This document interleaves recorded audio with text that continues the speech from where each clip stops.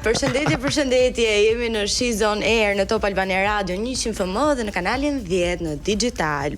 Këtu kam bukuroshet e mia që njëra më shumë se tjetra kanë marrë ngjyrë, Engji ti e pak vonë motor. Jam me vetmja që punoj, ju ngelet në plazh, E vërtet, gjithsesi dikush kështu i ndau Zoti, domethënë kur e mendoj, tha këto të treja do bëjnë qef, tha ti puno, tha. Ne gjithashtu kemi një të ftuar i cili këtë sezon vere nuk e di se sa e ka parë plazhin, se unë e kam parë gjithkohës në ekran dhe ka pasur pafund shumë punë. Dhe më në fund është këtu në mesin ton Niko Komani. Hello. Si jeni? Do vëri sa më ka munguar radio. Si jeni? Sa të bukura jeni. Niko, mirë se erdhe. Ju dini që unë kam thënë që jeni zanat e Top Albania Radios. Vini ju dhe sillni ato fluturat, energjitë të bukura, zixat. Dhe më vjen mirë që më ne je treguar aq pozitiv se ti me ato komentet e tua therrse nuk mungon. Po unë jam vetëm me konkurrentët ashtu, në pjesë kompeticioni, pastaj jam izi. Edhe jashtë. Se me kolegët nuk je kështu pak kritikues ti? Kur vjen momenti, po, në përgjithësi jo, mundohem të jem shumë indiferent me gjërat që ndodhin para syve të mia, domethënë mundohem të punoj shumë me veten, mos reagoj me syt. Si unë me mimika.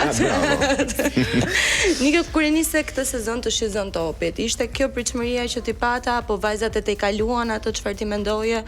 Si të zhdukur? Si fillim ka qenë deri më tani një rrugtim shumë i bukur, shumë drama.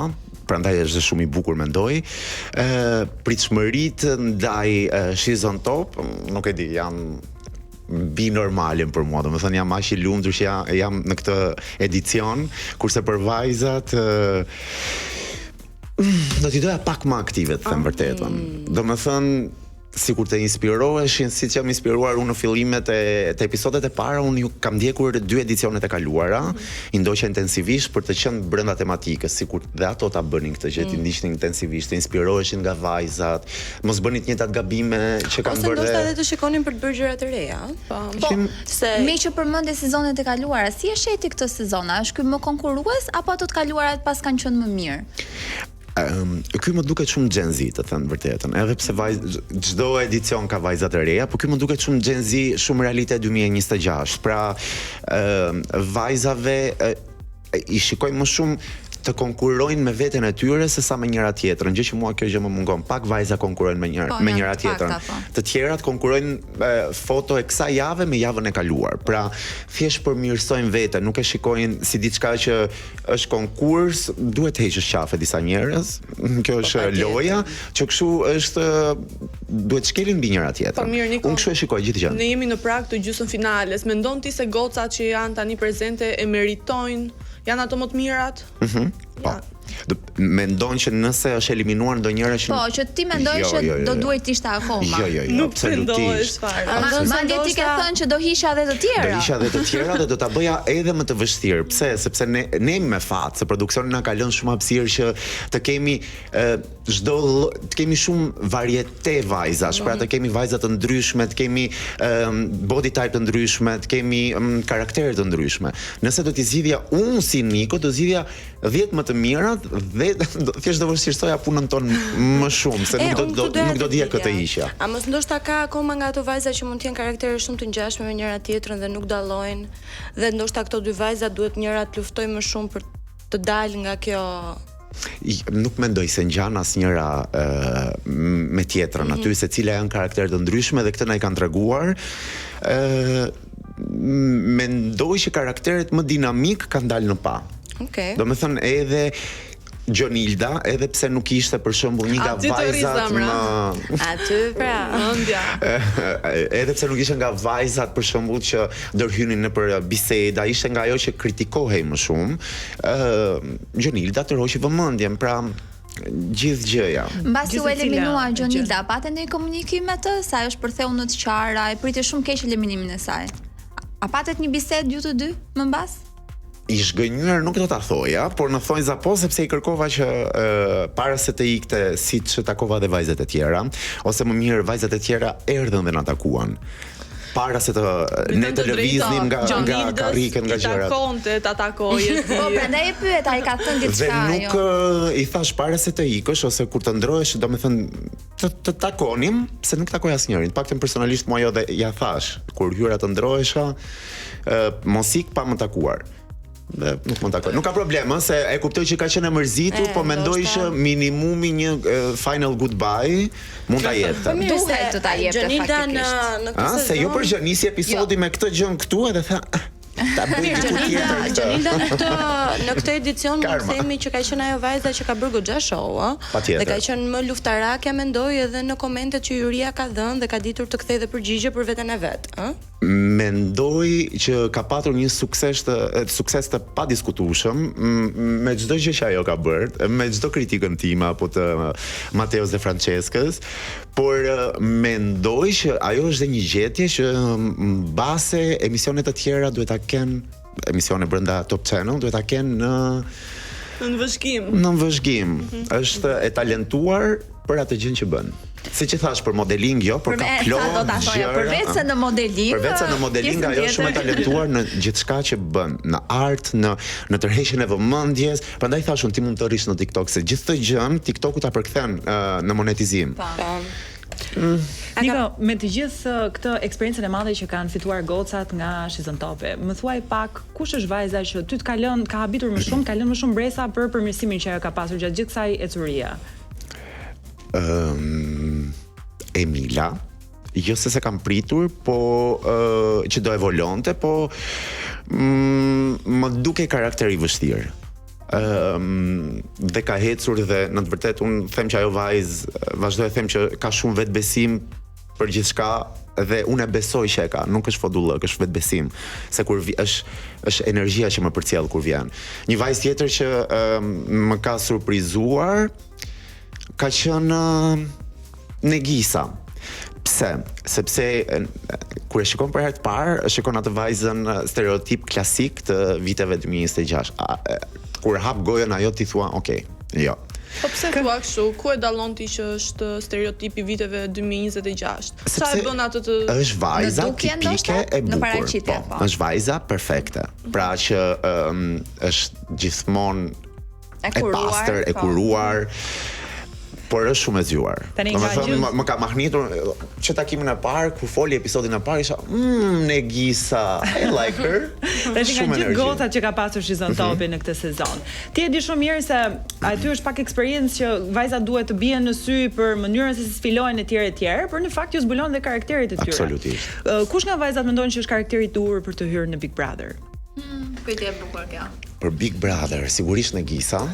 do ta thoj atë unë. Sigurisht, Negisa mund të ishte një zbulim për Big Brother. Mund të ishte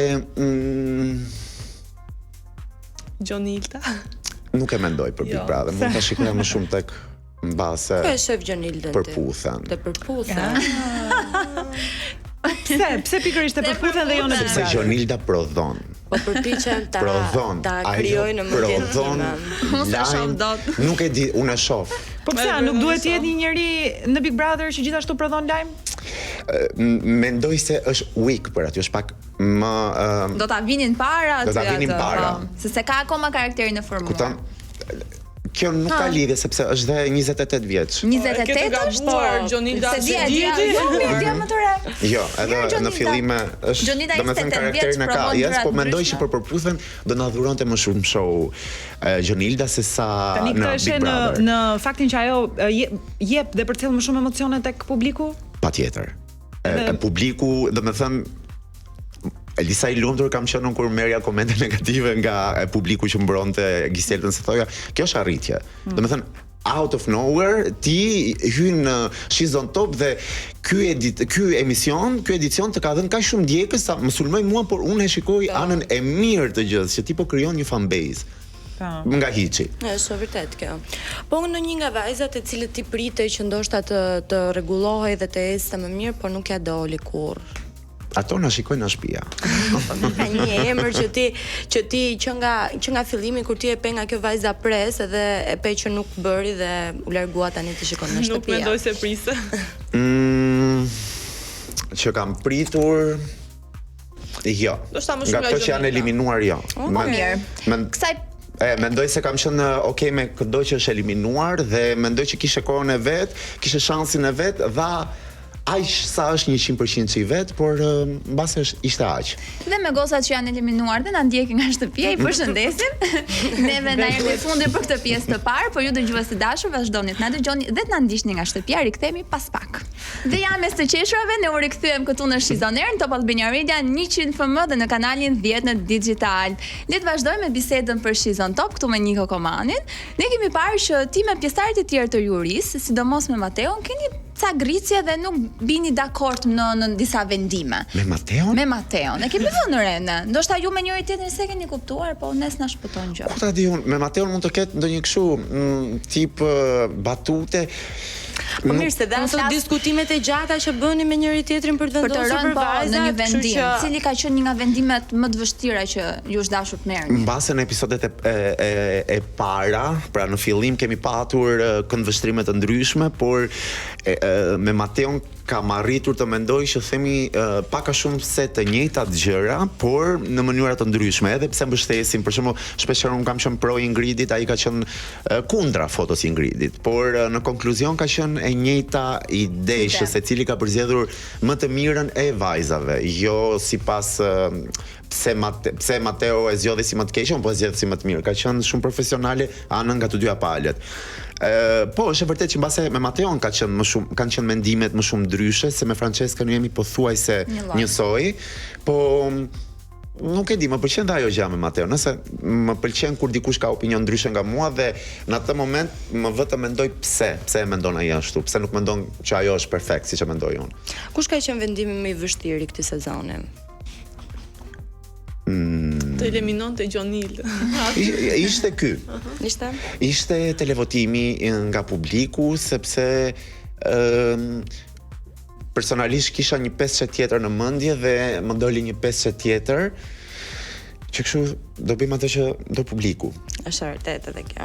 Publiku voton, publiku mbështet. Kur Gjonilda u largua, sepse mua më dukej sikur dy personazhe kryesorë ishin krijuar, që ishte ti dhe Gjonilda. Dhe thash, mos.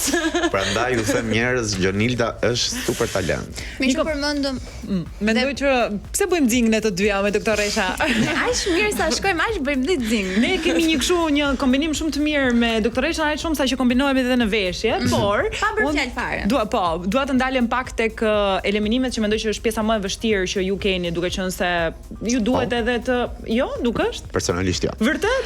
Për mua është shok si spastrim.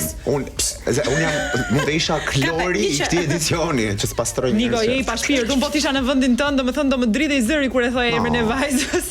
No. A ka një eliminim që mund të ketë ngelur pak në zemër, ndoshta e ke menduar pak më gjatë kur ke shkuar në Jo akoma, sepse të preferuarat e mia janë në lojë. Okay. Po mirë, unë do bëj pyetje tjetër, me që ti pas ke dëshirë ti spastroke. A ka një emër aty që ti do ta kishe hequr me kohë? Më përpara. Po thjesht ka shpëtuar, ka qenë fati ose gocat e kanë ndruar. E përmenda te ky episod. E përmende? Edhe ma ktheu mbrap shkeq. Kush ishte mi goca? Zejne se si fillim mua pëlqen shumë si vajzë, shumë pozitive. Domethënë Ama Niko me këto like-at pëlqen ajo. Jo, disa ndryshe, disa sa më shumë flet Zejne backstage kur domethënë off camera. Është shumë më aktive aty, nuk e di se sikur kontraktohet. Do një njerëz t'ia japi fjalën. Ndërkohë ajo mund ta marrë vetë fjalën, se është ajo afta ta marrë fjalën. Në shumë gjëra po nuk më ka pëlqyer, por dua t'i them vajzave sërish që nuk më ka pëlqyer, nuk është se nuk e pëlqej atë personalisht, sa nuk ka pëlqyer rrugtimin e saj në Shizon Top. Mendoj që po, nuk është se më ka treguar 100% e saj. Ja. Domethënë kjo seti i fundit që unë ndjej ofenduar nga jetë të pric apo mendon se je tepër te grupi vajzave, okay, po kjo është opinioni im. Dhe thash atë ditë që do doja që sipas opinionit tim do doja që thjesht të mblidhja më të mirë dhe të vështirësoja gjën. Po nuk është në dorën time kjo gjë. Unë do doja të rikthesha përsëri tek antarët e tjerë të jurisë. Ka pasur raste që ju keni pasur mosmarrëveshje me njëri tjetrin, Dhe me kë mund të kesh pasur më shumë mosmarrveshje? Me Mateo, me sa tham, po.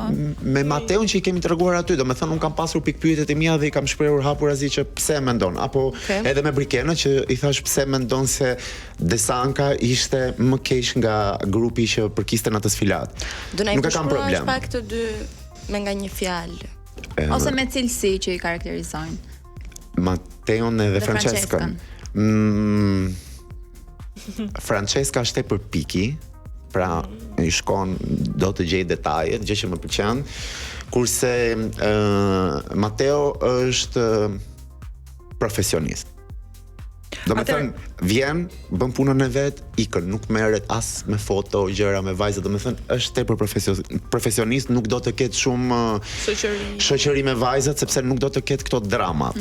Që mbase unë kur i takoj apo bëj foto, ato marrin pak më shumë konfidenca. Nëse duhet të zgjidhësh njërin nga ata të dy për të vazhduar gjykimin e vajzave për Shizon Topin, kë do zgjidhje ti? Do zgjidhja Mateon dhe Franceskën në një rol tjetër. Ja, na duhet vetëm njëri. Vetëm një, zgjidhe vetëm një. Mateon dhe Franceskën në një rol tjetër. Ore ku do ta lindte Franceska? Çfarë roli tjetër? Pra me që po e thua një rol tjetër. Cilin rol tjetër? Që të them për shembull pse Mateon dhe jo Franceskën, sepse do më pëlqen në të kem sezoni tjetër, më pëlqen personi që ka fiks mendimin e kundërt me mua, kurse me Franceskën dashje pa dashje, bota e modës na ka lidhur mbase, nuk e them më shumë se Mateo, se dhe Mateo ka punuar plot vite, dhe nuk është aty rastësisht, por sepse kupton, mendojnë njerëzit Mateo ka qenë model, është marrë me modën shumë vite, gjë që na e ka treguar dhe kush nuk e ka këtë info, njerëz Google informohuni. Mos lini komente pa lidhje. Po do zgjidhja Mateon sepse mendoj që është e kundërta ime dhe kjo gjë më ngre edhe më shumë adrenalin për debat. Se them pse e mendon në këtë mënyrë, apo pse e shikon ti spilatën ashtu, apo pse nuk e vlerësove këtë foto që ngjan si Vogue. Se kemi totalisht mendimin të kundërta. Po e parë se ti ke bërë shumë herë këtë pyetje, pse ka mundur ndonjëherë Mateo të ta ndryshoj mendimin me argumentin e vet? Disa herë ndryshuar jo, por kam pranuar. Unë nuk pranoj, do të them më shkeq që them unë dhe pik. Por kam pranuar logjikën dhe vizionin e tij. Ta bëj një pyetje kështu, se unë për shembull kur e pranoj në momentin që thjesht nuk kam nerva të debatoj dhe nuk do ta mbush dot mendjen. Ty e bën në këtë lloj mënyre edhe ti, unë vazhdoj të kem mendimin tim, po do të them ty po ke drejt. Dhe i ke vazhdoj. Do të ketë arrit muhabeti shumë, po, e bëj dhe unë, ke drejt, po që unë jam lodhur shumë.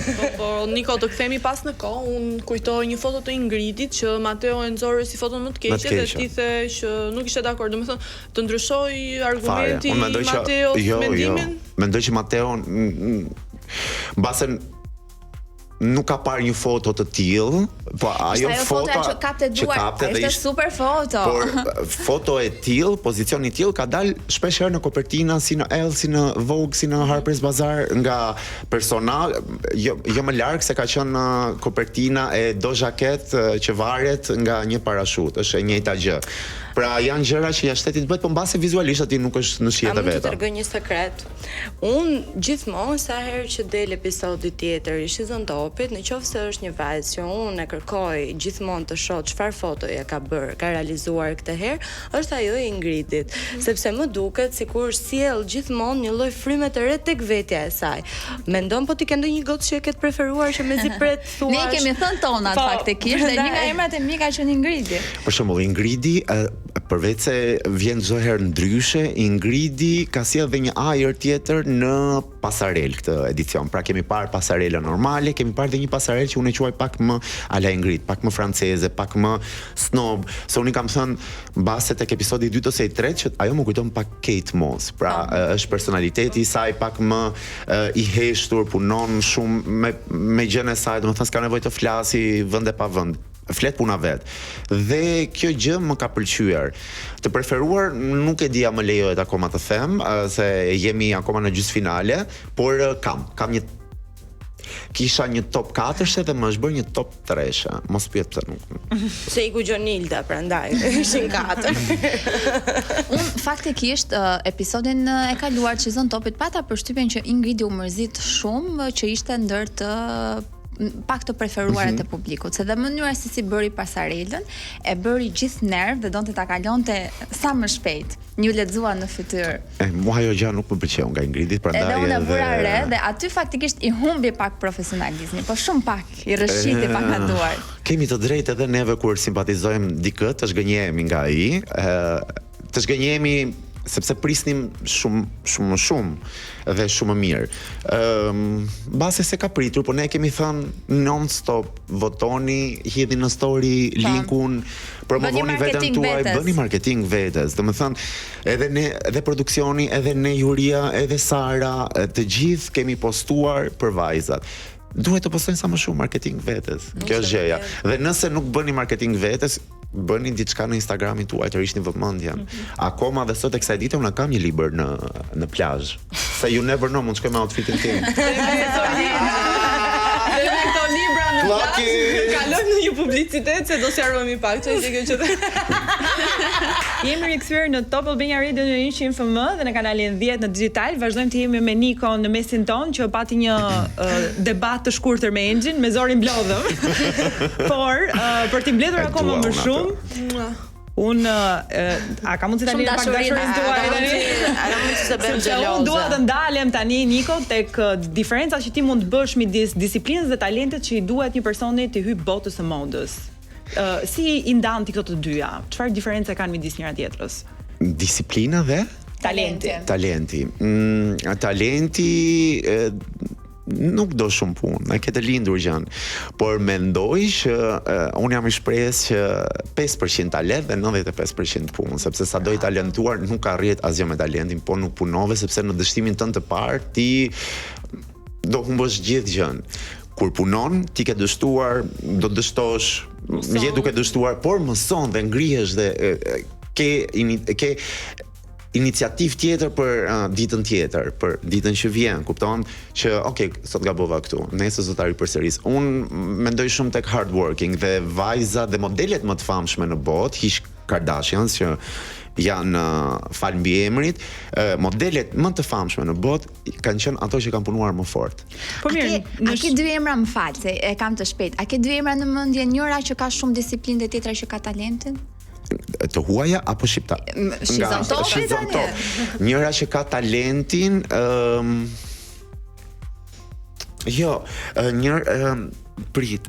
që ka disiplinë. Të konfuzova një. Po, që ka disiplinë, Suhi. Unë do thoja edhe unë. Që ka talent Ingridi. Kupton? Dy emrat e mi ishte Emila për disiplinën dhe Ingridi për talentin. Ishim në një mendje. Se i kisha përgjigje dhe prandaj të pyeta, do ishim në një mendje. Shikon, në Shizon Top ka pasur raste që ju keni gjykuar, patjetër bukuria është relative, po ju keni gjykuar diçka se shumë të bukur dhe pastaj është eliminuar. Më shpjegon dot pse ka ndodhur kjo? Kështu i bëjnë lajka këta. Po ka pasur raste. Edhe Giselda tha në një moment në këtë episod, po faktikisht nuk munda të përgjigjesha se shkoj për mua dhe Franceskën dhe do doja shumë t'i them vajzave kur mungon dikush nga Juria, mos i bëjmë pyetjet atë ditë. Sepse absolutisht, sepse nuk është aty të përgjigjet. As mund përgjigje mund për as Mateo për Franceskën. Si fillim, ne nuk kemi thënë kur mos u inspironi. Kam qenë unë me gojën time që kam thënë po mirë moj vajza, nuk inspiroheni nga Pinteresti, nuk inspiroheni nga modelet, nuk inspiroheni dhe u kap kjo gjëja që thash më përngjan me Kim nga Temu. Po. S'do të thotë që je inspiruar nga Kimi ama ke dalë në këtë version. Versioni që ti ke sjell më kujton këtë gjën, ama nuk do të thotë që ti nuk mund të inspirohesh nga ajo gjë. Ti mund të inspirohesh, por nuk mund ta sjellësh njësoj. Po pra, jam dakord. Ti i jep gjithmonë i drejton vajzat se ku mund të inspirohen etj. Por po të them, gjatë gjykimit ka pasur raste, jo vetëm tek ti, po edhe nga Mateo dhe nga Francesca që keni thënë, shumë bukur kjo, por pastaj vajzat janë eliminuar. A ka? Cila? Po ka pasur raste realisht, ndoshta vajzat ndihmojnë pak më shumë, se kush e ka ndjekur pak më tepër. Cila është, për cilën kemi thënë neve fjalë të mirë që është eliminuar. Për çdo vajzë, kur personalisht Niko. Po i thua shumë e bukur, shumë e mirë, po duhet punosh, e kupton. Po se nuk pra mira janë ato, po tani nuk mund të them se ma je shumë shëmtuar, kush shkon kështu. Se ka pasur raste që të gënjeni. Jo, ka pasur raste që të gënjeni. Absolutisht nuk është etik, nuk është etik ti thuash dikujt je shumë keq, mund t'i thuash për diçka që mund ta rregulloj, por nuk mund t'i thuash je shumë shëmtuar. Po okay, ti mund t'i thuash që nuk janë shihet e mia sot. e kam treguar me votën time. Faktikisht flasim realitetin, nuk ka pasur vajza të shëmtuara. Prandaj e para dhe e dyta e kam treguar edhe me votën time, se kur të them që edhe bukur është subjektive sot, është çështje shihesh. Ina është e preferuara dhe më pak e preferuara Stelina, ti e kupton për shembull ku anoj tek më pak e preferuara. Po Niko, më qemi te kritika, sa rëndësi ka mënyra se si një vajzë i pranon këto kritikat e tua pak thumbuese? Un personalisht do doja shumë të isha në këtë edicion që Niko nuk përmbahet fare. Edhe unë, mundem Jeta, nëse po më dëgjon, mundem të bëj vetëm një sfilat. Një besto. Vetëm një sfilat, domethënë kot. Po na merr të gjitha dhe je që je. Të kishe marrë një sfilat kështu për përçes. Hajde. E kisha në finale. Fillonte Niko, të merr kendim nga Francesca. Hajde në finale, më bëj sfilat. Hajde. Do vishte ti. Nuk do doje të më shikoje në sfilat. Jo, unë do doja, po të bijem kësaj radhe bashkë. Patjetër. Ma studiato. E lam te kritika, si pranojnë këto vajzat? Vajzat duhet kuptojnë që kritikat tona janë nga performancat e tyre. Performanca në skem, performanca në set fotografik dhe performanca finali që është foto, që ne na arrin në dorë dhe ne marrim vlerësimin final. Duhet i marrin kritikat si këshilla. Edhe unë sot e kësaj dite kam kaq vite që punoj, njerëzit që unë mendoj që dua t'i marr kritikat, ose ka shumë njerëz që kritikojnë dhe them okay, po s'më hyn në xhep. Vazhdoj të marr kritika dhe vazhdoj të përmirësoj veten, vazhdoj të marr kritika edhe nga vetja ime kur shikoj diçka që s'më pëlqen. Që kështu do t'i marrin për plus dhe jo për minus gjithë gjërat. Po televizive, domethënë duhet vlerësuar që ti po absolutisht, dhe atë duhet ta kuptojnë që unë kur kapem dhe unë kërkoj shpjegime dhe unë mundohem të gjej diçka, nuk e mendojnë që unë po jap kohë televizive që ato të shpallin veten e tyre apo talentin apo çdo lloj gjë tjetër që kanë ardhur të tregojnë në Shizon Top. Meqense ti kritikat nuk i kursen, më thuaj pak cilat mund të jenë 5 cilësi që duhet ketë vajza që duhet fitojë Shizon Topin. Ndoshta është edhe mirë tani që edhe ne do ta gjejmë vëmendjen tonë kush është. Gjithë vëmendjen e duhur. Punëtore, të doj këtë gjë që po bën, sepse duhet ta duash, nuk duhet të dodhi se do të bëhesh e famshme. Dështon direkt, pak muaj duron kjo gjë. Të jetë e pastër. Pastërtia për mua është si më shehina. Se e mora vesh. E mora vesh, nuk besoj. Se di për këtë, jo nuk e besoj, se po na konfuzon një çik, po nuk e besoj se është ajo që mendon ti. Të jetë e pastër, të jetë e komunikueshme dhe të jetë e edukuar. E edukuar, sa harron bëjnë ca gjëra kështu dhe stop. Nuk e di apo flas me çulin e lagjës te kafja, apo po flas me një modele wannabe që wannabe e them që do të bëhet dhe e dëshiron e ëndërron të bëhet modele dhe fleci kamarieri të plagja ime. Kam një pyetje. Jo më erdhi tani spontanisht në mendje. Unë i kam dëgjuar vajzat që kanë diskutuar pak me njëra tjetrën për ndërhyrjet estetike të vogla që kanë bërë. A ndikon tek pjesëtarët e jurisë zgjedhja e fitueses nëse kanë ndërhyrje? Si Niko tek mua jo, do ishte kriteri i fundit që do shikoja për minus. Kam arritur në një farë faze, madje un kam qenë ai 14 vite më parë që i tregoja me gishto njerëzit. Truri im ka evoluar dhe ndihem shumë qesharak për zgjedhjet apo komentet që kam bërë, sepse ti jeton dhe i lë të tjerë të jetojnë të lirë, por kam filluar të mendoj që njerëzit i bëjnë sepse duan të heqin një kompleks. Këtu jam dakord. Këtu e pranoj. Po, a ka ndryshuar vërtet industria e modës dhe po i pranon këto edhe në pjesë modelingu, sfilate? Po, ka filluar që nga body type, pra që janë modele mbase pak më të mbushura. Ka filluar moda tani si tek Victoria's Secret që po marrin njerëz transgender, ka filluar moda që po marrin njerëz me mund të themi sëmundje kronike, lëkure, kupton? Me vitiligo. Dhe janë të gjitha të pranueshme dhe është shumë e bukur për syrin kur shikon diversitet sa diçka që është kopi, klopi. Ti ke shumë vite karrierë si një stilist. Në qoftë se do të shihë vajza të reja, cila është gabimi që ato bëjnë më shpesh? Për veshjen, estetika. Nuk dallojnë ku shkojnë. Vishën si për mbrëmje paradite. Është gjëja që ka filluar. Domethënë kjo gjëja nuk janë të gjithë, nuk jeni vajza të gjitha këngëtare. Nuk mund të visheni me xixa. Non-stop. Këngëtar kemi Mateon tani, na vjen keq, s'mund të bëhet me vajzat. Bif. Do t'ja them Mateo. Dhe do merremi me ty të dielën. Do merrem me ty të dielën zemra ime për veçse. Unë do ta le të kaloj kështu. Do ta gjej vetë. Po thoja, por nuk janë të gjitha këngëtarë dhe nuk janë të gjitha moderatorët të Top Albania Radios. Ju lutem tani, e para dhe e dyta kjo gjëja, kjo hiperbolizmi që vishen dhe stërmbahen dhe unë më pëlqen një femër tjetër shumë e bukur, por të ketë një arsye për aty ku shkon ato që veshin sipas vendit dhe kuvendit, domethënë të përputhet gjëja. Shkoj te dyqani lagjes me një fustan Niko Blejbuk, kupton, se më shikon lagja, thon ua, kjo, kupton, si mos ta bëj. Për shembull, fustanet të tilla siç ke veshur sot mua më pëlqejnë se tregojnë dhe linjat e trupit që ja dobësuar shumë mirë. Dhe por shikoj ekstravagancë, pra shikoj edhe shumë fustane të shkurtra. Jam i pari që nuk kritikoj gjatësinë e fustaneve dhe ka Benjin me fustan gjatë sot. Po ti punon në showbiz. Po. Dhe je pjesë e showbizit. Hajde jeto me mua ja 2 javë. Edhe do ta shikoj. Niko do të dalë me cop me vete. Dhe që duan të rrisin moshën pak më shumë se qanë. Po mirë, i the Engji ti je vajzë e showbizit edhe të lejohet, si thua, edhe të egzagerosh pak në thonjë za. Po mirë, këto vajzat që janë pjesë e showbizit dhe duan të vazhdojnë të jenë të thjeshta, është ky problem? Jo. Është stil personal. Okej. Por nuk gjykoj vajzat e showbizit që janë ekstravagante. Pra di të bëj diferencën që nëse ju të dyja vendosin të vini me këmish, easy, simple, casual, do them bravo, më pëlqen, kanë stilin e tyre, janë minimalistike. Tani se Engji është seksi dhe do ta tregoj, bravo, është seksi do ta tregoj dhe e kam të pranueshme edhe si ide. Po, nuk mendon që duhet gjetur një mesme edhe për këtë, se vajza showbizi janë shumë jo, mendoj që stili është shumë personal. Po, është personal. Është shumë personale dhe mendoj që ka dhe vajza showbizi që vishen me tuta, domethënë ti shikon në skenë që janë super I shkëlqen ajo tuta, domethënë duket shumë bukur kur e shikon një vend. Në jetën e saj të përditshme është shumë sport apo casual. Edhe këto gjërat më pëlqejnë. Që më pëlqen që një artist ka një anë tjetër, një alter ego. Nuk do më pëlqen të artisti të jetë njësoj si jetë normale, si jetë profesionale showbizit. Do rikthehemi te këto modelet tona.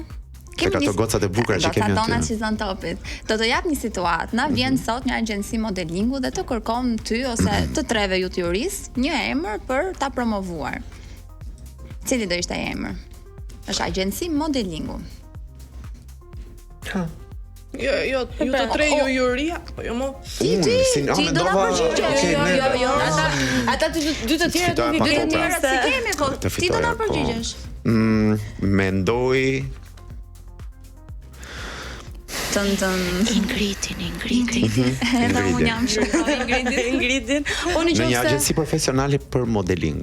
Për modeling. Ka diferencë She's on Top. Kam qenë me episodin e parë, do ta them, do ta rikthem të gjithëve kur më thon po ajo nuk është shumë modele, po është mbase She's on Top. Sepse She's on Top si përfundim ti duhet të jesh shumë gjëra bash, nuk mund të kesh vetëm një talent. Sepse ti mund të të jesh on top, ti mbase me modelingun mund të jesh shumë e mirë, po me prezantimin apo me këndimin apo me diçka tjetër mund të jesh ekselente. Pra pse mos i ndjekësh të dyja edhe të spikatësh gjën tënde më të lartë, më të mirë që ke. Do të kalosh nga on top në on air. Kupton, janë 2 grada. Të lutem se dhe me që juve po flisni. Po, me që erdhëm këtu të kam dëgjuar, ke thënë vajza, shikoni se mbas She's on Topit ke një dhe She's on Air. Tani ti do që të vinë në njërat na zëri vendin këtu se ne vendet tepër skemi. Por dua t'i them vajzave që kur eliminohen nuk mbaron gjëja aty. Sepse She's on Top të jep në të vërtet mbase është spektakli i vetëm që të jep mundësi të gjithave vajzave, pra nuk i merr fituesin dhe thot hajde pak se kemi punë, të gjithave bashkë i përfshin. Niko, nuk i dihet, ndonjë nga vajzat mund të zëri vendin edhe ty në Pardon My Friends. Patjetër zemra ime, askush nuk është i pazëvendësueshëm, por mendoj që prandaj duhet të punosh fort që ti lësh hapësirë vetes të mendojnë sikur je i pazëvendësueshëm. Por mendoj që She's on Top në të vërtet Çdo vajzë në angazhim, nuk e lë të humbi. Okej, Mileni, ju kam parë, ka akoma nga edicionet e kaluara që unë ju njoh, ju kam parë, kupton, jeni aktive. Të lutem mos ja pyet emra se do kalojmë publicitet tani. Dua vetëm një emër super të shpejtë, i cili duhet të vinë në shizoner dhe duhet të heqë njërin nga ne. Kemi dhe Nikolën, që s'është sot. Jo, të heshin ndonjë, jo, mbase të vi dikush i ri. Kush do vinte? Po jo, burse një do hike. Nash kemi shumë. Po jo më jemi shumë. Ore më hiq mua. Denisa, vokalisht Denisa mendoi që është shumë radiofonike. Dhe kë do heqë? Për mendimin tim, asnjëri zemra ime. Kush e fikte Denisa? Do iki unë ose s'do iki askush, do t'jap nga rruga ime. Do jemi debatin në publicitet, ne rikthehemi pas fat, kemi një shkputje të vogël publicitare. Dëgjues të dashur të Top Albania Radio 100.9 në kanalin 10 në digital. Shizoner u rikthye sërish në këtë pjesë bashkë me Nikon dhe ne do bëjmë ca biseda të vogla në lidhje me xhirimet që ju bëni gjatë Shizon Topit. Unë dua të di pyetjen e parë që më vjen në mendje është kush vonohet më shumë nga ju? Që vjen më vonë me kur keni xhirime? Mateo dhe Sara. Çfarë bën Mateo që vonon? Unë e di pse vonohet Mateo. Mateo vonohet me idenë që do vonohemi ne të gjithë, e thotë unë se vjen gjithmonë gati. Unë për shembull ka një këngë tjetër gati. Mateo e ka kapur personale. Ne të dy kundër kësaj. Shaka. Jo, unë të dini që unë shkoj si fillim shkoj i pari sepse dua të pija të kafen. Mund të jem nga të parët që shkoj. Mbase është dhe Sara që fillon ngrimin ato orë. Por jam unë dhe Sara të parët që vime dhe vajzat që gjejmë aty. Vonohet Mateo me idenë që mbase do vonojnë të tjerët, por gjithmonë Mateo është i fundit që vjen. Më fal, ti the që Sara dhe vonohet, shumë vjen e para dhe vonohet? Ose ka make-up, ka gjëra, ka kush ka është mami në ato momente, se ka momentet e saj, që kupton ka ndodhur edhe që ka kërkuar stop një sekondë se nuk di e mirë. Janë gjëra normale dhe është normale në fazën që është, ishte shumë jo normale të thonë pse e vonuar. Kush nga ju të gjithë ka më shumë humor gjatë xhirimeve? Pra kush ju bën juve për të qeshur? Niko zot të flasi për veten, pa i mendon se është Niko. Niko? Është njëri aty që nuk e di, mundohem të bëj. Është njëri aty një farë Niko Komani, ai ka një sens humori. Është shumë base, një zbulimi i jetës edhe i Albit aty, se nuk e di që ishte kaq i talentuar në batuta. Kur e shoh veten që mi lën gjëra, them, sa të mbarohet Shizon Topi, do ta marrin te portokallia Niko. Doja, e dini që ka qenë gjithmonë Andrejnë, më kanë imituar dikur 2 herë dhe kanë thënë, do doja të isha pjesë në diçka në një sketch. Por mendoj që unë dhe edhe Mateo është shumë fani. Tu pre busjesh aty, por edhe Mateo është shumë fani. Faktër, me ne që ishim shumë. Shiko, Mateo nuk është se më pëlqen si figurë publike, po nuk më pëlqen në këndim, është shija ime personale. Se mi zemra ime, unë mendoj që një njeri kur del nga Big Brother apo nga kompeticione të ndryshme, jo, mund të vinë një ofertë, një shans dhe pse jo mos e shfrytëzoj. Doli Rogerti dhe këndoi, kur doli dhe Mateo thash po pse më burrë me ti? Pse nuk e ke klikuar la bombën? Patjetër. Vetëm Miri ka ngel pa kënduar. Vetëm Miri ka ngel pa kënduar.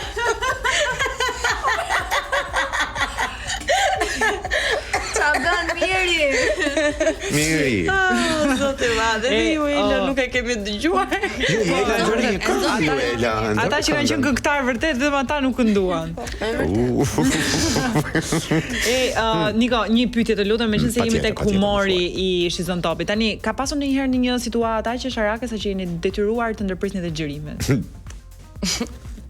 Pas ka pasur, më duket. Ka patur që Sharake ka patur drama që kemi ndërprer xhirimet, ka patur shumë gjëra. Fanit, momentet më fani që ne kemi patur, të mia të paktën kanë qenë me Gjonildën. Nuk e prisja kur që do lidheshe një situatë kaq shumë me një konkurrente. Edhe pse mendoj se u bë dhe nga shkaqet e jashtme, pra Mateo duke insistuar me batutat apo Sara duke ngacmuar për të gritur me Gjonildën, po me Gjonildën ka pasur pafund herë që kemi qeshur pafund barkun me dorë. Se kam pritur këtë gjë. Mbase jo nga Gjonilda, po prandaj them që ajo është më talentuar për këtë gjë. A ka ndodhur ndonjëherë një debat që nuk është transmetuar fare, pra e keni hequr? Patjetër. A mund të zbulojmë ndonjë gjë ne? Kush është ai që bën më shumë debat? Do të më heqësh nga puna apo si bë? Në një gjë kështu të lehtë që edhe mund tregohet. Nga momenti që nuk e keni parë, nuk ka ndodhur kurrë. Niko, po tash unë pse kam përshtypjen se ti e molla e sherrit aty? A mund të jesh ti shkaku që është hequr ky debati, nuk është transmetuar? Që është hequr ky debati, jo, ti ishte për mua ta linjën. Të ishte për mua do lihej ose ta krijohet diçka në të vërtet do lihej. Do lihej se unë nuk kam probleme të tilla, nuk jam nga ato njerëz që them pse më ke nxjerrur kështu, pse më ke nxjerrur ashtu, pse. Jo, çado që të jam në duar të sigurt, kaq si të them. Domethënë mendoj që çado që bëj, çado që them, më mirë menaxhojnë. Bravo, Niko, po ka ndodhur ndonjëherë që debatet e studios ti marrin me vete këto gocat në backstage kundrejt jush, për shembull Gjonilda, apo them për shembull Gjonilda në fillim ka qenë, domethënë situata më e sikletshme me mua dhe Gjonildën ka qenë kur më tha ik. Ka qenë sepse attitudi i saj vazhdonte dhe off camera, pra vazhdonte ikti, unë përkas këtu, ti jo. Edhe ti the qepe mos qepe kur flasun, po, kam një problem. Dëgjoj, absolutisht qepe sepse dhe mua qepe më është thënë. Nuk më është thënë, Niko i dashur, të lutem, në këtë momente po flasun, jo, më është thënë, mbyllë gojën po flasun. Jo, unë kam mbyllur gojën dhe po dëgjoj atë që mua po më qortonte apo mua po më këshillonte. Dhe kur mbaroi muhabetin, atëherë kam ndërhyrë. Ja tha shpesh herë, po flas dhe kur arriti aty, po, është një shprehje. Unë nuk i ka deja qepa. Është një shprehje që na e kanë thënë dhe do vazhdojmë ta themi kur dikush më ndërpret dhe unë po të këshilloj, nuk është se si Niko mbase në ato momente nuk do afare ta këshilloja për të përmirësuar. Ta lija ashtu siç ishte. Por jo. Pa, nuk u nervozove pak që e atë qepe. Se unë në fakt unë se prisa ti thoje qepe kur flasin. A nuk u nervozove? Ishte pak e vrazhd. Sigurisht nervozova, prandaj e thash. Jo, unë nervozova me veten tënde. Jo, absolutisht nuk jam nervozuar me veten time. Jo sepse duhet të di se cili peshk në fjalës. Kur unë arrit të them qepe, ti e ke kaluar limitin tim. Pra ke ardhur brenda kornizës time. Mendoj që jemi aty për një arsye. Nuk mund të thosh, kupton apo unë të kritikoj dhe ti del aty dhe më kërcen dhe më bën këtë gjën. Jo, atëherë dikush nga ne ka humbur lojën dhe sigurisht jo unë. Unë kam një mendim. Duke parë se ne mund na jetë thënë qepe dhe ndoshta ne nuk kemi ndjerë mirë në momentin që ne na e kanë thënë, unë për shembull them, unë nuk do ta bëja kurrë dikujt tjetër këtë lloj gjëje, sepse e di se si është ndjesia. Nuk është se jam ndjer keq kur më kanë thënë dikush mbyllë gojën. Mirë se dhe aq keq nuk është se shauaj. Jo, po është një shprehje faktikisht si thotina të gjithëve i prek, se nuk është se jemi në një hierarki këtu dhe ka momente që secili prej nesh duhet preket në jetë dhe ka momente që secilit prej nesh dikujt duhet i thotë çepe gojën.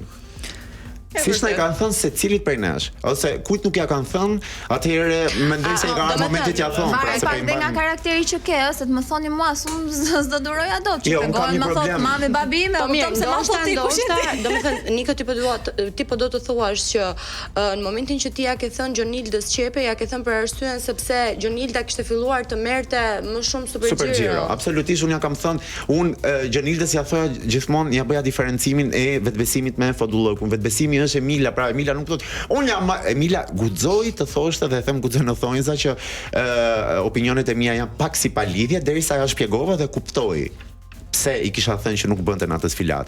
Kurse Gjonilda kisha atë që nuk dëgjonte, thjesht donte të fliste, të thoshte të vetën, nuk dëgjonte këshillën time. Pra ajo mendonte se ishte më e mira dhe ja kam thënë shpeshherë, nëse mendon apo vajzave të tjera se e më e mira, atëherë ti po i zë vendin dikujt që në të vërtetë e do këtë gjë më shumë se ty dhe mbase se di do konfirmimin ton që është më e mira. Okej, unë mendoj se mes kësaj tresheje një person që është shumë i drejtë për drejtë në atë juri ka qenë Niko këtë vit. Por mes Mateos dhe Franceskës, si një njeri i drejtë për drejtë që ti je, kush është më i drejtë për drejtë nga këta të dy?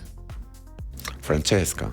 Okej, do me thënë Mateo përpiqet të zbukuroj pak gjërat? Të ruaj balans. Ti zbusi të ruaj balans. Do me thënë Mateo, nëse gjithmonë ka një policë të keq dhe një policë të mirë, Mateo është polici i mirë, unë me Franceskën jemi policët e këqinj.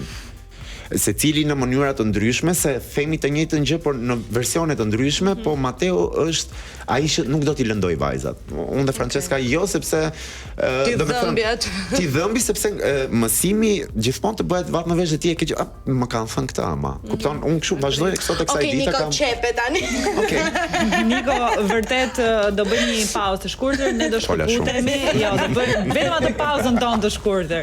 Do bëjmë një shkëputje publicitare dhe rikthehemi përsëri. Jemi rikthyer sërish në She's on Air. Jemi këtu të gjithë së bashku, vazhdojmë të mos ndahemi dhe mua të them të drejtën po më shijon jashtë mase, ta çep. Do një dallavere, do më fuash, thashë them lëri vajza tani. Unë tani aty do të hyja në temën tënde që unë e di që ti e ke qef.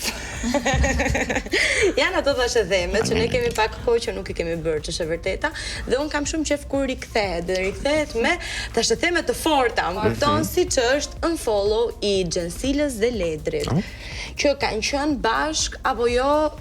Këto neve, kjo ka qenë një, ku di mua më duke si një marrëdhënie kështu, e ke parasysh këto friends with benefits, kështu më dukeshin ata të dy. Një herë i shifnin bashk, një herë nuk i shifnin, pastaj e mohonin, tani nuk janë më follow. Dikush i shikonte përdore. Mirë. Por që shikoj, nëse në pamje të parë mua më janë dukur perfect couple, se janë të dy shumë të bukur në fizik. Kështu që nëse flasim për pjesën fizike, janë të dy yll shumë të mirë për të parë. Perfect couple në imperfeksionin e tyre. Pse? Jo në paraqitje fizike, jo, po si njerëz. Për këtë e kishe që mund të merrte pozicionin tek She's on Top në juri? Për ty sigurisht mund ta kenë, je shumë strikte.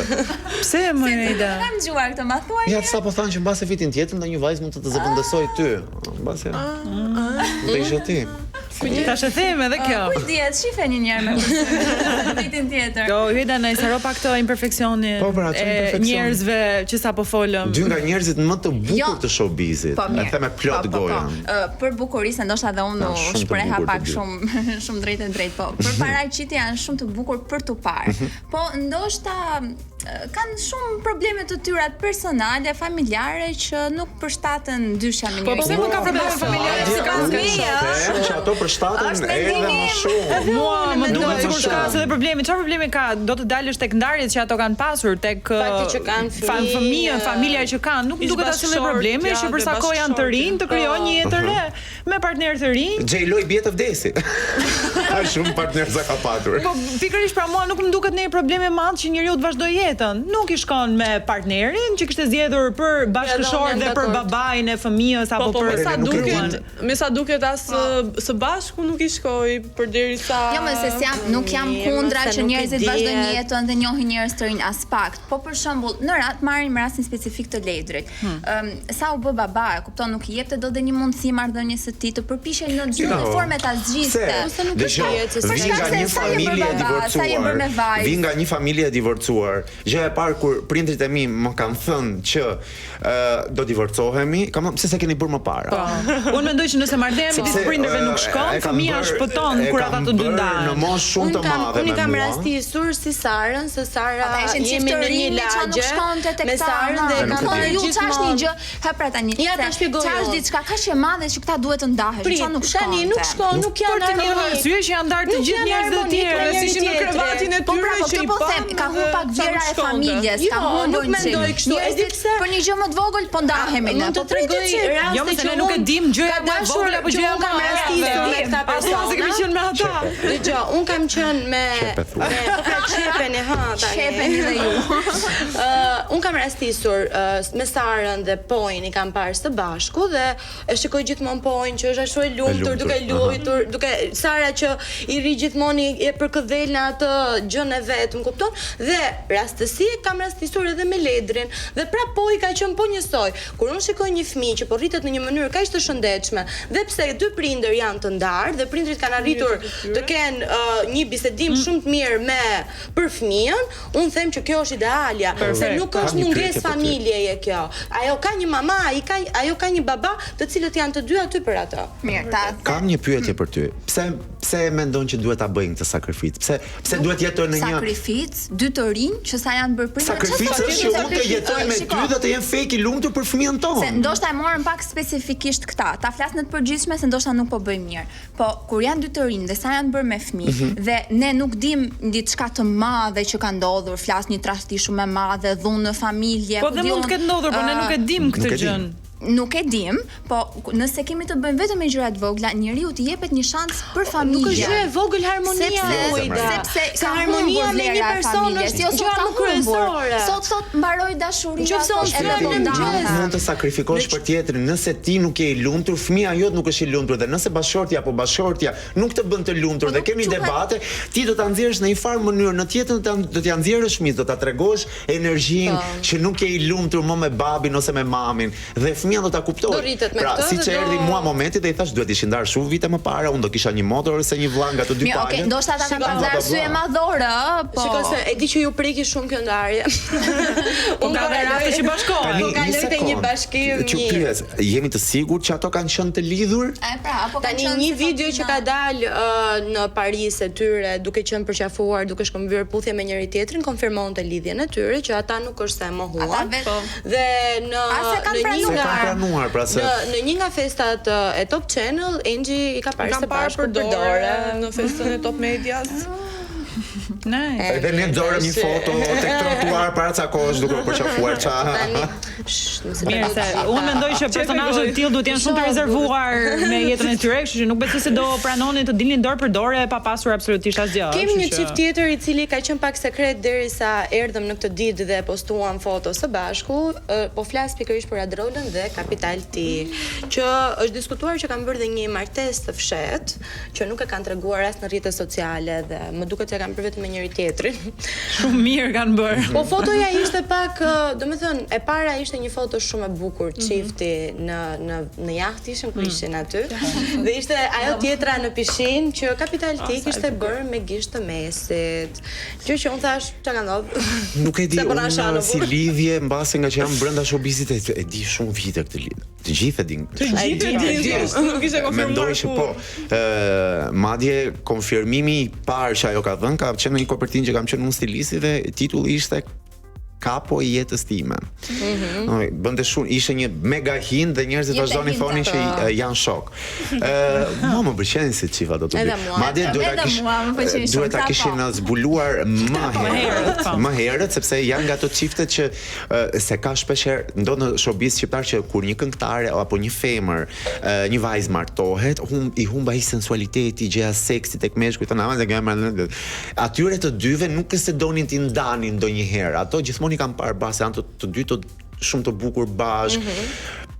Nuk e di pse se ka pranuar po më para. Adrola ka qenë në jurinë e Shizon Topit tim, që është e vërteta. Dhe unë e di që atëherë këtë muhabet ishte një nga çiftet që unë kam vërtet shumë qef, edhe tani që shikoj fotot që postojnë me njëri tjetrin, them sa bukur që i kanë mbijetuar kohë, sepse janë kohë vërtet vështira për të krijuar një lidhje të mirë. Edhe me jetesën që ata bëjnë. Po. Gjëja private reziston. Tani se ja dalin ata. Unë do kaloj te këto të tjera probleme që meqense folëm për Gjensilën, po flas dhe pak për Besin. Para disa ditësh vajza vajza e Gjensilës dhe Besit ka pasur ditëlindjen dhe Besi ka postuar një video që unë të them të drejtën nuk kam qenë shumë pro asaj videos, sepse tregon Besin që po i jep disa mesazhe vajzës së tij përpara se të frynte qirin në mes të gjithë ku i thonte që gjëja kryesore është tek njeriu mos mirënjohja. Mirënjohja se kënga Besit është mos mirënjohja. Unë kisha në mendje, atë kisha në mendje tani. Prandaj edhe unë bëra këtë lapsus. Dhe gjëja kryesore thoshte që është që ti duhet të jesh një njeri i mirë. Tani është pak skeptike si gjë. Ore, ai ka shumë të drejtë. Unë jam shumë të drejtë. Shiko, mua nuk duket problem, janë mesazhe që na i kanë dhënë gjithë prindrit tanë. Ti je mirënjohës. Po jo para kamerës. Para gjithë fisit. Shiko, nuk ka lidhje. Bëhesh hajdut. Unë mendoj që ti je personazh. Të jesh personazh publik ka një fije shumë të hollë, se është njësoj sikur ajo vajza të bëjë një gabim dhe nesër babi hajde bëjmë një video dhe të tregoj unë ty tani si e bëre ti atë, pse e bëre ti atë. Po s'po flasim për të njëjtën gjë, Ina. Nuk po flasim për të njëjtën gjë. Po jo pra se babi ti po thua neve na i kanë dhënë këto këshilla. Pse neve na i kanë dhënë këto këshilla? Hajde tani është shumë normale ta shohim në rrjetet sociale. Ina, dëgjova atë pjesën bën njëri i mirë si babi. Kjo është Ata janë njerëz publik, më bëjnë të njëjtën jetë që bëjmë dhe ne. Thjesht fatkeqësisht i duhet ta ndajmë me publikun. Sa po e tha Engji, ta me mirë se Niko nuk më dëgjoj. Besi kishte thënë, më rëndësishmja është të bësh njëri i mirë si babi. Jo.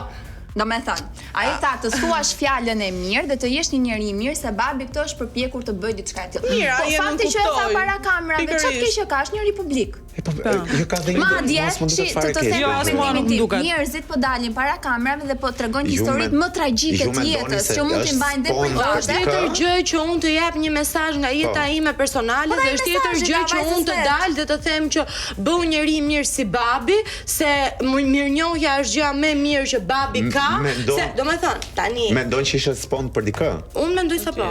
Se nuk mundesh do të nxjerrësh veten tënde mirë në këtë mënyrë. Nëse referohemi dhe këngës, pastaj patjetër që edhe mund të jetë e tillë, mund të jetë goditur. Unë mendoj që si dy njerëz të rritur, duke i njohur të dy, unë i kam miq shumë të mirë të dy, kam punuar me të dy, mendoj gjërat personale, nuk do t'i përfshinin kurrën e kurrës vë dorën në zjarr. Paktën publikisht kurrën e kurrës nuk do përfshinin partnerët. Shikoj se kjo tema mua më ndezë e di, por di respektin e tyre pas gjithë gjës që kanë. Unë dua të kaloj te një tjetër, thashë them, po një sken do ta quaj unë, që mua më nxehu gjithashtu këtë një nga puntatat e Top Arenës, ku e ftuar ka qenë Esme dhe është intervistuar nga Mateo.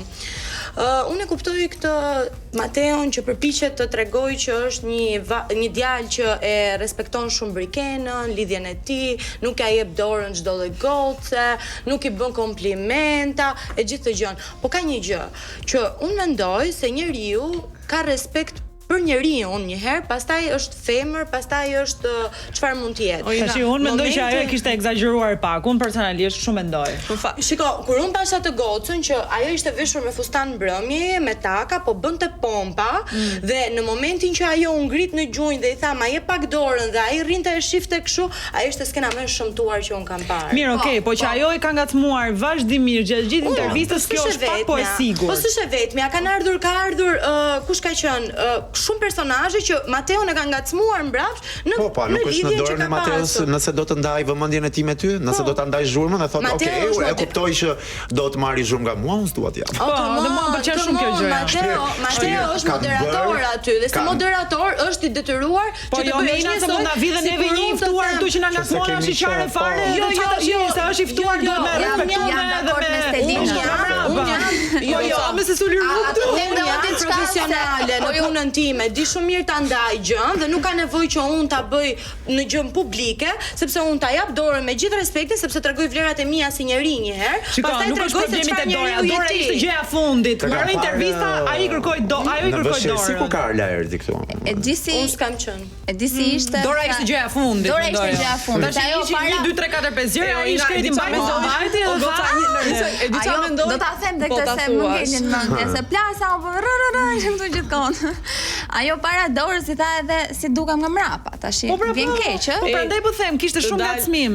Oina, kam një pyetje, mos ndoshta nuk ta ka dhënë dorën Mateo dhe ty që unë s'kam qenë duke bërë pompa, madje për shkak të fustanit që unë kisha, unë isha shumë rehat. Ka ndodhur edhe me ty ndonjë ngacmim i tillë që të ka mërzitur shiçën e kaq i ndihmuar nevojshme se unë mos harroni që ka shkuar shumë të ftuar aty dhe të gjithë të ftuarit pothuajse shkojnë me një pyetje për Mateon dhe Brikenën dhe i ngacmojnë mbase pas shumë pyetjeve dhe provokimeve mbase aty ka në majtë hundës dhe ka thënë ok, stop, enough. Niko, ishte çdo gjë që ti ke thënë ka qenë perfekte. Nuk ta them këtë sepse për ti gjithgjës ne të kemi mikë etj, por ti ke një gojë të artë, do them unë, me gjithë gjërat e bukura që ti thua. Na ke kënaqur sot, ishte shumë kënaqësi që të kishim mesin ton, por fatkeqësisht koha jonë është shumë e limituar dhe ti besoj se na mirë kupton me këtë. E kuptova wingsat e mia do tiki. Ne Niko do ta përcjellim me shumë dashuri dhe me shumë keqardhje dhe do vazhdojmë përsëri se ka të ftuar të tjerë. Na ndiqni. Jemi rikthyer përsëri në She's On Air, jemi live në Top Albania Radio në 100 FM dhe në kanalin 10 në digital. Kemi një të ftuar special tashmë, sepse ai është një nga personat më të komentuar për pikërisht për ato çfarë i thot. Shumë njerëz nuk e besojnë, ama ka dhe shumë të tjerë që e besojnë për ato çfarë i thot. Në mesin ton tani është Alfred Sako. Faleminderit. Do doja shumë të ishte ajo muzika Fredi. Alfred, faleminderit që je në mesin ton. Faleminderit juve për ftesën, është kënaqësi me brezin tuaj të bisedojmë, të ndajmë mendimet dhe të shikojmë dhe diferencat çfarë kemi. Stelina, e frikshme kjo. Jemi kjo është jotja. Si lindi pasioni yt për teoritë konspirative? Pyetje e bukur. Rrallë ma kam bërë këta. Ka qenë një rastësi në vitin 2000, kam qenë në Shtetet e Bashkuara dhe një kushërira ime, e cila ishte martuar me një gjerman dhe ishin të dy me studimet për arkitekturë në Shtetet e Bashkuara. Gjatë disa takimeve që patëm, disa darkave që dajntëm me ta, më solli një libër që ishte Rule by Secrecy, qeverisje me sekret. Jim Marsit, që unë e përktheva dhe e sollëm këtu me botuesin Kujtim Gjonaj të botës shqiptare në vitin 2005, mos gaboj. Dhe ka bërë namin që është libri Kush sundon botën. E vendosi titullin vetë Shtëpia botuese.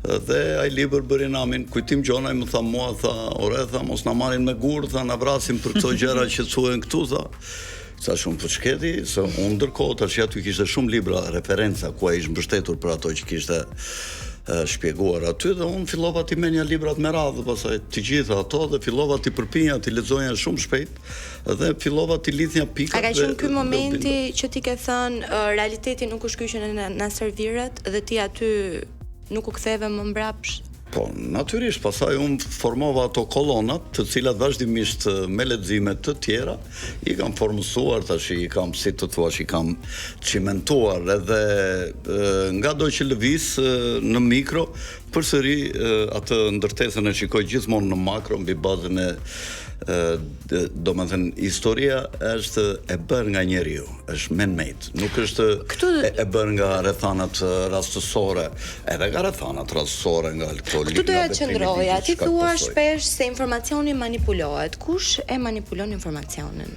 Po atë informacion në manipulojnë ata që kanë mjetet, që kanë mediat, që i kontrollojnë këto agjensit kryesore, si që janë Reuters dhe BBC, ku e diun këto agjensit e tjera, CNN, të cilët japin lajme dhe shpesh herë pas agjensit e shteteve të vogla, thonë sipas BBC, sipas CNN-it, dhe është bërë si dogmë, sikur të thuash, sipas Jezu Krishtit, edhe njerëzit e marrin të mirë qenë, pastaj çdo lajm që fabrikojnë ata, kryesorët e mëdhenj, e japin gjithë të vegjël dhe në njerëzit është kryuar ajo ideja që ata s'gabojnë kur dhe ata janë mbretërit e lajmit dhe shpesherë për lajmet kur ka ndonjë diçka që secën, që s'funksionon në dhenin e lajmit, thonë referojnë, shikoni BBC, shikoni CNN. Unë personalisht mendoj se ti një enciklopedi dhe ke qef ta dëgjosh gjithë ditën. Unë personalisht do të dëgjoja gjithë ditën çdo lloj informacioni që ti jep, po dua mendimin tënd tani për këtë inteligjencën artificiale. Mendon se po bëhet më vështirë jeta apo po na lehtëson? Shiko, ne jemi në prag të asaj që quhet rivendosje e madhe, jo rendiri botëror. Kur bëhen luftrat, ndryshojnë ekuilibrat e fuqive dhe këto pakset e mëdha ose paqet e mëdha ku dominon dhe është një kontrollor i madh që kontrollon paqen botërore, për shembull siç ka qenë Pax Britannica që nga viti 1550 me Elizabetën e parë që vuri dominimin mbi gjithë Evropën dhe mbi Azinë dhe mbi lindjen e mesme, domethënë perandoria britanike quhet Pax Britannica, mbas luftës parë botërore, sidomos mbas luftës së dytë, quhet Pax Americana. Më përpara ka qenë Pax Romana, kur ka qenë Roma sundimtare e madhe e deteve të Mesdheut, detit Adriatik, Tiranë, Egje dhe ne jemi në prag të ndryshimi më të madh. Nuk është puna që po vendoset një rendiri botëror, po puna është që po bëhet një rivendosje e madhe. Tash kjo që do t'ju them, ndoshta mund t'ju habis pak në lidhje me pyetjen që më bëre. Çfarë është kjo rivendosja e madhe? Rivendosja e madhe është krijimi i asaj që quhet Homo Deus. Pra njeriu Zot. Njeriu nuk do të jetë kështu siç është sot, po do të ketë fuqi të mëdha inteligjenca. Do të zhduket interneti i gjërave që janë lidhjet me email, me telefona, me SMS, dhe do vendoset internet of bodies, interneti i trupave, nëpërmjet inteligjencës artificiale, që si do të realizohet kjo? Kjo do të realizohet duke futur në koka të mikrochipin, i cili do të ketë gjithë informacionin e internetit që ne shkojmë në Google, ne Google-i do na krijohet në tru. Mjafton ta kërkojmë mje partën e kësaj me mendim dhe ty të del sikur e shikon para syve. Ke bie që ne do të jemi robot. Po, është një kombinim i njeriut biologjik me inteligjencën artificiale. Për sa kohë mund të ndodhë? Dhe kjo mund të ndodhë shumë shpejt, në vitet 2040. 2045. Po mua më duket shumë e frikshme në fakt, sepse njeriu i kalojnë në mendje shumë mendime, edhe në qindrat e sekondës, kështu që nuk mund të ketë pak. Shiko, në vitin 95, kur dolën këto me touch, edhe që ne mund ta shihnim në video atë që flisnim në anën tjetër të botës, kur filluam ta theshim ne këta 2-3 vjet para, siç po e them unë tash, ne na menen me gur, rrezik të na vrisnin, të shinoj psikopato i çmendur, kujt ja thua TikTok, gënjeshtra e kështu, sepse njeriu nuk e kupton atë që po vjen teknologjinë e re. Edhe juve ju duket shumë shpejt do vi kjo. Për 10 vjet. Pa është kjo diçka që e ndihmon njerëzimin? Apo është diçka... Po, kjo kryesisht bëhet për kontroll të njerëzimit, ato elitat e vogla që e kanë, por edhe ndihmon sigurisht. Për shembull, ne s'do përdorim më telefonin. Dua të marrëm ty në telefon pap me telepati, të dërgoj valet nëpërmjet kësaj dhe ti më flet mua nëpërmjet. Unë nuk kam mundësi të mbyll telefonin. Ose mos e ta hap. Dhe do kalohet në disa apa për kontroll. Në fillim do krijohet portofoli digital i cili do jetë në telefon. Ne s'do kemi dokumenta fare me vete, portofol as para. Kjo mund të themi që deri diku është krijuar, Është lehtësi, po. Jo, është krijuar. Unë kam në telefonin tim kartën. Është rrugës duke u krijuar kur të mos lejohet më në banka fare kesh paraja, se tash i lejohet pak, po do ishet ngadal, do krijohet paraja elektronike dhe parat të gjitha dhe shpenzimet edhe buxhetimet e numrit të llogarisë do të bëhen elektronikisht nëpërmjet telefonit. Pastaj çfarë do ndodh? Pastaj do bëjmë prap një pandemi, pra një pandemi e bërë nga njeriu vet, e cila do të jetë me temperaturë, ku të smurët do të ngrihet temperatura 38, 39, 40. Mos na thuaj më kështu gjëra se boll kemi kaluar. Njerëzit e shkret ato pandemi. Dhe sa do kaloni. Kur të bjerë shi, si të son ata të motit do thonë dëgjoj, do jetë diell se mos mërzitet ndonjë. Dhe kur të bëhet kjo pandemi, do të detyrojnë njerëzit me zor që të vendosin se nuk do t'ju japin asnjë shërbim, një çip këtu për temperaturën, do t'ju thonë në fillim. Ky është vetëm për temperaturën, sa të kalojmë këtë kohën e pandemisë, sa është shumë e rrezikshme, po vdesin aq, po vdesin kaq, dhe ti kudo që të vesh në institucion duhet të tregosh që s'ke temperaturë mbi 37 ose 36.8, 9 që e kanë njerëzit normal. Edhe në çdo institucion që do vesh, do bësh atë, nëse del mbi 37, jepet alarm dhe ty të marrin dhe të çojnë në spital. Jemi shokuar fare me gjithë pastaj. Kur të mbaroj, ja ta mbyllë me fjali, kur të mbaroj pandemia, pastaj do thonë dëgjoj, juve nuk do mbani më telefon, do fusni mikrochipin dhe do keni komunikim me telepati për çdo gjë. Pra do krijohet, do zhduken këto fare emailët e këto të gjitha do të vinë këtu në mikrochipin që ke në kokë. Të gjitha, telefonin, gjitha shërbimet që të bën telefoni, do të bëj mikrochipi që ke këtu. Gjithë këto mikroprocesorët që janë këtu, do përfshihen në chipi që do të fusin në tru. Unë mendoj se ky është një informacion vërtet i frikshëm dhe mendoj se ne bashkë me ata që po na dëgjojnë ose po na shikojnë, do të marrim vetëm pak hapësirë publicitare, të marrim pak frymë dhe rikthehemi pas pak për të marrë informacione akoma më shumë. Rikthehemi sërish në Shizon Air. Jemi këtu me Alfred Cakon. Sapo ka filluar të hedhë një teori që neve na kalon pa fjalë, që është e vërteta dhe kjo Cako ndodh shumë rrallë që ne të ngelemi pa fjalë. Na ka rënë heshtja në studio. Po Cako, e di, teksa ti flisje, në mendjen time ishte një pyetje. A ka ndodhur ndonjëherë që një teori që ti ke thënë të mos dali dhe ose të ndrosh mendim për atë teori dhe të thuar që okay, nuk e kisha të saktë këtu? Shiko, në mikro edhe mund të gaboj ndonjë gjë, unë kupton, dhe njerëzit nuk duhet merren me këto kalkulimet e vogla në mikro. Kurse në makro, unë nuk gaboj. Kollaj, plani është depopullim, pra heqje e një numri të madh të popullsisë nëpërmjet luftrave, nëpërmjet vaksinimit nga pandemit, nëpërmjet krizave të urisë, nëpërmjet programeve të ndryshme që pengojnë shumimin e popullsisë, pra bllokojnë riprodhimin, janë ato agendat që kanë këta që i dini ju tashi, të gjitha këto çojnë në zvogëlimin e popullsisë. Për shembull, nga çiftet homoseksualëve që mendohet që janë rreth 20% në botë, nuk ka riprodhim. Pra vetëm nga kjo ka një rënje prej 20% të popullsisë në vendet perëndimore, ku ata thonë ne jemi 20%. Dhe pastaj me agendat e tjera, me luftrat, me për shembull Ukraina ka qenë 40 milion banor. Një pjesë kanë ikur, janë vrarë mbi 1 milion banor janë vrarë në Ukrainë.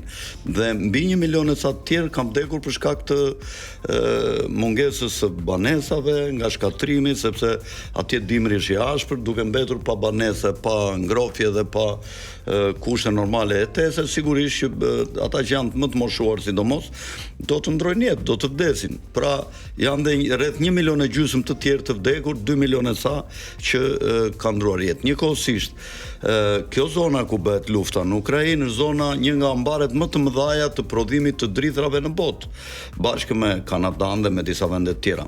Pra aty nuk prodhohet më, pra ka rënë prodhimi i drithrave.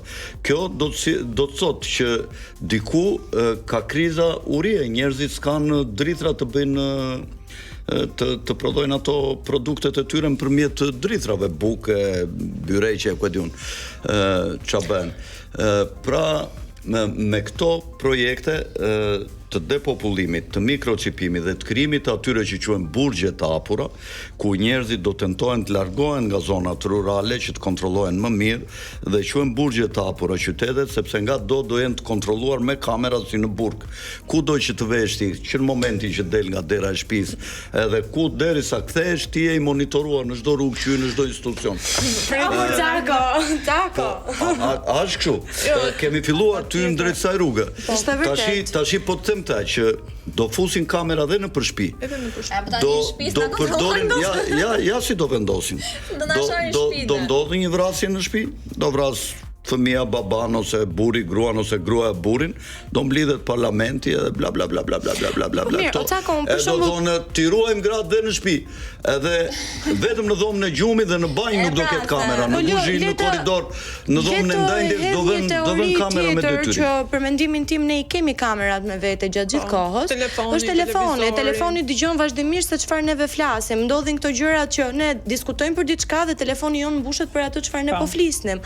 Është hedhur dhe teoria që është një kamerë e cila neve na vëzhgon vazhdimisht nga telefoni jon. Kështu që unë mendoj se ne kamerat me vete I kemi. Këto janë teori shumë interesante, po unë dua të futem pak thellë tek Fred Cako, të fokusohemi aty. Fredi, si nis dita jote? Me çfarë merresh ti zakonisht? Se unë kam parë në rrjetet sociale që ti merresh edhe shumë me sport. Po, merrem. Unë jam shumë aktiv dhe jam shumë dimensional, përpiqem të jem, ta programoj atë kohën. Në mëngjes çoj të afërmit e mi në shkollë dhe në punë dhe 2 orë bëj stërvitje të ndryshme, vrap paralele, çfarë ke mundësi, përpiqem të mbaj anën fizike të trupit. Njëkohësisht marrja me sport më krijon dhe një ekuilibër midis mendjes dhe trupit, pasi unë përpiqem të largoj stresin, duke dendur pasaj dhe 1 orë në kafe, ku marr një kafe dhe dua të vetmin time në një cep aty në natyrë me këmbë zbathur dhe përpiqem të marr frekuencat e tokës, duke qëndruar dhe afër një peme, duke pushtuar mundësisht dhe njëkohësisht aty pasaj shikoj dhe përpiqem të updatohem me këto lajmet kryesore të ditës, çfarë ka ndodhur gjatë natës kur ne kemi qenë pushim. I kushton ti leximit? Pastaj kthehem dhe merrem me punët me podcastin, do të thënë të përgjigjem për këtë, bëj podcastin me të ftuarit që kam ose ditën kur kam unë dhe pastaj merrem me shtëpinë time botuese ku ose kryesisht përkthej dhe redaktoj, dhe merrem dhe me mbarvajtjen e shtypshkronjës që kam unë, dhe pastaj vjen dreka që e kam vaftin tim kryesor, se mëngjesin e kam të lehtë, po më them cilësor, përpiqem ta kem bio, sa më shumë bio, ndonjë vezë, ndonjë çik gjalp fshati bio, dhe bukën përpiqemi ta bëjmë vetë me miell bio, të cilin unë grumbulloj në shtator-tetor, mbush disa fuqi. Një ditë plot ngjyra, do të thoja unë. Dhe pasaj pasi atë drekë, pushoj një orë e gjysmë, ngrihem, studioj deri në orën 8, mbas dite, nga ora 4 deri më 8, lexoj, shikoj video, lexoj ndonjë libër që kam për të botuar ndonjë diçka, marr ato vendimet, ja u dërgoj përkthyesve me të cilët bashkëpunoj.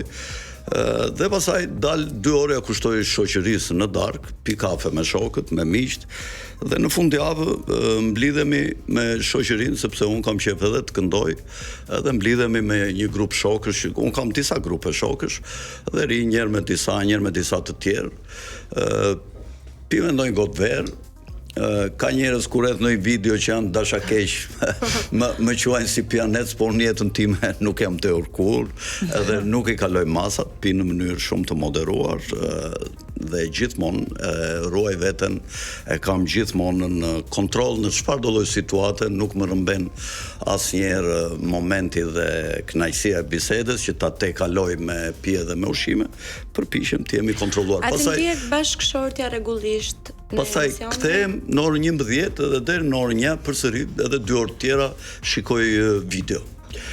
Bashkëshortja, po, me bashkëshorten kam kryesisht ditën e shtunë në drek, e kalojmë bashkë, edhe mëngjesin dhe drekën, dalim në natyrë, drekën rim bashkë me bashkëshorten, dhe ditën e dielë, drekën, gjithmonë me gjithë familjen, sepse ditët e tjera jemi të shpërndarë, kemi orare të ndryshme, po, pime në një gotë vera atje në shtëpi edhe rim të gjithë bashkë. A është gjithmonë jeta jote kaq e programuar? A ndodh ndonjëherë që të bësh disa lëvizje më spontane? Po ndonjëherë tash ka dhe ndonjë spontanitet, ja kur më bën ju ndonjë ftesë. E ndryshoj tash. Prishet ty regjimi kur ndodhin këto ftesat e papritura? Po shiko, që të kullohet, i themi në kolojnë, duhet të turbullohet. Duhet ndonjëherë ta turbullosh ujin që të kullojnë. Nga rutina jote. Që të bëhet më mirë se çka qenë.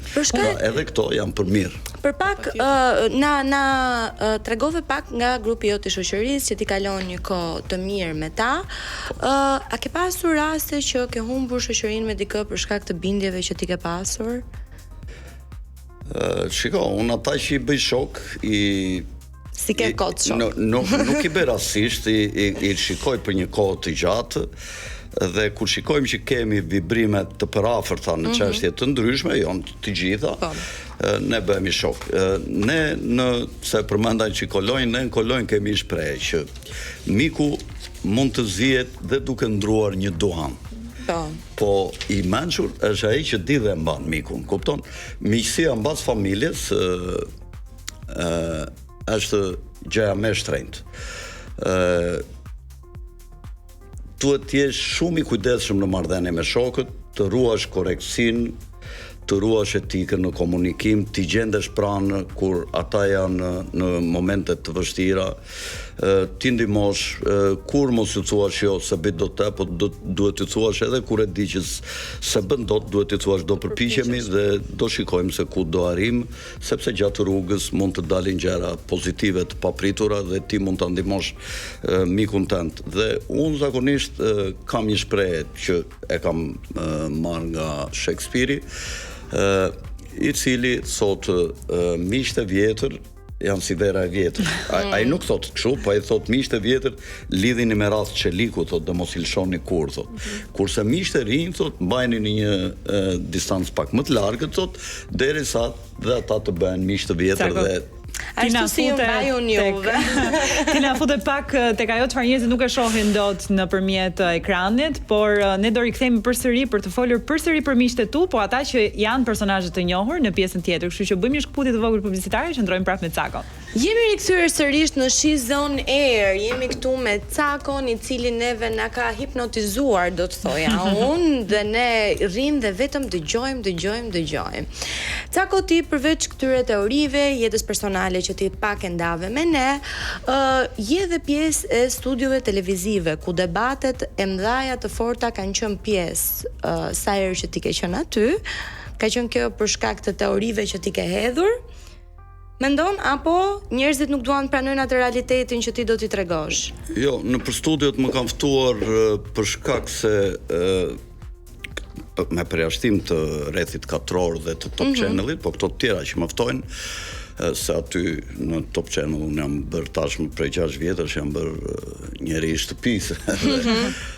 Po këto televizionet të tjera, kur më ftojnë, mendojnë të shfrytëzojnë audiencën që kam unë dhe ta kenë siç e ka çdo drejtues emisioni që puna e vet I matet deri diku edhe me atë shikueshmërinë, por edhe për të ngjallur debat për shkak se këndvështrimi im për probleme të ndryshme ka qenë në përgjithësi I veçantë nga këndvështrimi të tjerëve. Po të shikosh, unë kam qenë nga të rallët që kam folur me këto shpreh dhe me këtë narrativë që sot po flasin shumë të tjerë, pavarësisht se ata nuk e thonë që në atë kohë më tallnin në fillim, pastaj qeshnin me mua, dhe tash më ndjekin dhe më imitojnë, po pa më përmendur. Po unë të gjithë tyre dua t'ju kujtoj një histori të Kolombit që kam qejf ta tregoj. Jo për mburje, po për vërtetësi, me që më pyete. Kolombi, kur unë plak, I thonë atje në ato universitetet e Gjenovës, kur mblidheshin studentët dhe theshin s'ka zbuluar në një gjatë, theshin se ja, e dinte që toka ishte rumbullakët dhe unë nis t'i ikte dhe do dilte prap në të njëjtën pikë dhe gjeti Amerikën ande dhe kështu. Edhe I vajti një ditë, ishte plak, edhe tha, mirë, tha, do vit t'ju jap një leksion atyre studentëve, tha, dhe vajti aty. E I thanë këta, s'ke gjetën në I gjatë, tha, në atë kohë mund dukesh e gjë e madhe, po për sot që e dim që po nise nga I pikë të ecësh drejt, do vish prap në të njëjtën pikë dhe ti u nise dhe gjete Amerika. Ai tha, mirë, tha, dakord, tha, dhe kishte marrë një vezë me vete. Tha, ka ndonjë nga ju, tha, që lë këtë vezën të qëndroj më kambi, tha. Jo, thanë ata se qëndron veza, unë e qëndroj, tha. E thamë, po si dhe qëndrosh ti? Ja shikojni, tha, e mori vezën, e kishte një gjelper këtu në thilen e gjaketës. Aty kë pjesa e gjerë e vezës, zhaj bosh, hapësira boshe, e çpovi një 3-4 vrima, e shtypi, dhe tha, ja si qëndron vezat. Thanë ata, po këta e bëjmë dhe ne. E po tha, për Amerika dhe për vezën që e qëndrova më kem, do mbajmë mend të unë I pari, tha. Gjithë kohë, sa do që ta bën juve. Edhe unë, do mbajmë mend I pari, sepse teoritë kundër pandemis 1, për çështjet e sionizmit 2, për çështjet e depopullimit dhe të parashikimit të luftrave që bëhen për depopullim që sot kanë filluar të flasin gjithë si unë, I kanë bërë unë. Tash I ka dhe pak që kanë filluar të bëhen novaksera, siç jam unë. Një raport shumë të mirë ti e ke dhe me Ed Manushin. Le të bëjmë pak më specifik me personazhet. Ju keni kohë në fakt që keni një miqësi shumë të mirë me njëri tjetrin. Si është raporti juaj jashtë kamerave? Shiko, Edi është një nga njerëzit e rallë që unë e vlerësoj shumë, edhe se kam thënë këtë, mund ta them ndonjë marrëdhënie personale me ndonjë mik, me ndonjë shok kur më pyet, sot po e them këtu për herë të parë dhe inshallah s'na dëgjon ai se Jo. Na dëgjon ai. Duket sikur e luftojmë në sy burrin, kështu. Kam marrëdhënie shumë të mira, është një njeri I rallë, me një zemër të madhe që gjithmonë ka energji pozitive dhe është si një robot. Çfarë vlerëson më shumë ti tek Manushi? Ke Manushi vlerësoj korektsin, pozitivitetin dhe genialitetin e tij për të organizuar kaq shumë emisione, kaq shumë njerëz dhe sidomos aftësinë për të mbajtur mend marrëdhëniet me lekun si ka. Ai nuk haron kur. Unë për shembull marrëdhëniet që kam me të, ndonjëherë harroj se si kemi raportet, më kam dhe nuk I mbaj mend. Ai s'haron kur. Ai thotë jo, thotë marrëdhënia tonë është këtu, thotë është këtu, s'haron kur edhe para një viti I mban mend, ka një kujtesë të papar për çështjet financiare. Do ishte bërë një super ekonomist nëse do kishte ndjekur tek tjetër. Shumë bashkëpunime ke bërë ca kohë. Dhe në fakt unë jam shumë kurioze ta di kush është moderatori që ti mund thua që e ke më për zemër ose që e diferencon pak. Do doja që të kishe gjithmonë bashkëpunime me të. Po sigurisht Manushi është moderatori më mirë që unë kam bashkëpunuar 6 vjet, po përveç Manushit, nëse do më pyesni, nuk di çfarë të them, më ka pëlqyer shumë Diana Shabani, e cila më ka ftuar atje ke Ora News në një emision.